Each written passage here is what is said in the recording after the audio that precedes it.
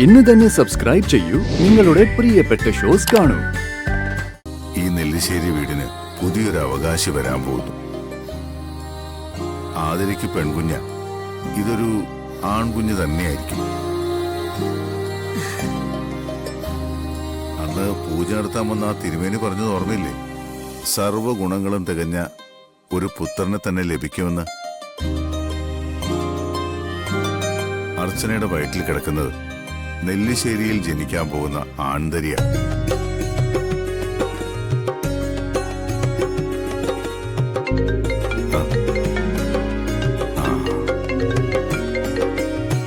Hello, അതെ അതെ, കേട്ടതൊക്കെ ശരിയാടോ കോൺട്രാക്ടറെ?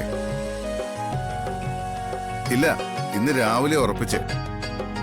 അതെ അതെ അതെ, ഒരു മിനിറ്റ്. കോൺട്രാക്ടർ വക്കച്ചന വിശേഷം അറിഞ്ഞിട്ട് വിളിക്കുന്ന. പറയടോ, എന്തൊക്കെയാ? ഇനിയിപ്പോ ആഘോഷമല്ലേ. കണ്ടില്ലേ മോനെ, സേതുവേട്ടന്റെ ഒരു സന്തോഷം. അങ്കിള് പറഞ്ഞ ശരിയാ. ഈ വീടിന് പുതിയൊരു ജീവൻ വെച്ചു. ഈ വീടിന് മാത്രമല്ല, നമുക്കും. അല്ലേ അമ്മേ?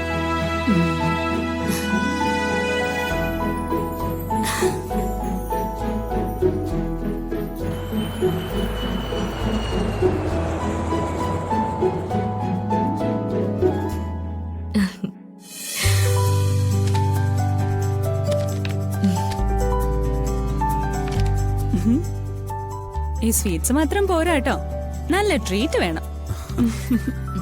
ഡോക്ടർക്ക് എത്ര വലിയ ട്രീറ്റ് ചെയ്താലും മതിയാവില്ല. അപ്പൊ ശരിക്കും ബമ്പർ അടിച്ചു. കഷ്ടപ്പെട്ട് ട്രീറ്റ്മെന്റ് എടുത്തപ്പോ റിസൾട്ട് ഉണ്ടായത് കണ്ടില്ലേ? വീട്ടുകാരെല്ലാം ഹാപ്പി അല്ലേ? എല്ലാവരും വലിയ സന്തോഷത്തിലാ ഡോക്ടർ. തൽക്കാലം ഞാൻ കുറച്ച് മെഡിസിൻസ് കുറിച്ചു തരാം. ഒന്നുമില്ല, കുറച്ച് അയൺ ടാബ്ലറ്റ്സും ചില ടോണിക്കുകളും.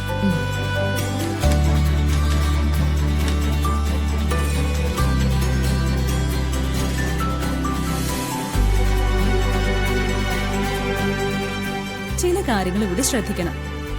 ശരീരം അധികം ഇളക്കരുത്. എന്ന് പറഞ്ഞ പഴയതുപോലെ ഓടും ചാടും ഒന്നും ചെയ്യരുത്. മനസ്സിലായോ? മനസ്സിലായി. ഭാരമുള്ളതൊന്നും എടുക്കരുത്. ഇല്ല. തൽക്കാലം അർച്ചന ഒരു ജോലിയും ചെയ്യാൻ പാടില്ല. 2 മാസത്തേക്ക് പൂർണ്ണ വിശ്രമം വേണം. ഒരിടത്തേക്ക് ഒരു യാത്രയും പാടില്ല. അയ്യോ, ഞങ്ങള് അർച്ചനയുടെ വീട് വരെ ചെല്ലാന്ന് പറഞ്ഞിട്ടുണ്ടായിരുന്നു. അത് സാരമില്ല. ഞാൻ പറഞ്ഞത് ഈ ടൈമില് ലോങ് ട്രിപ്പ് ഒന്നും പാടില്ലെന്ന്.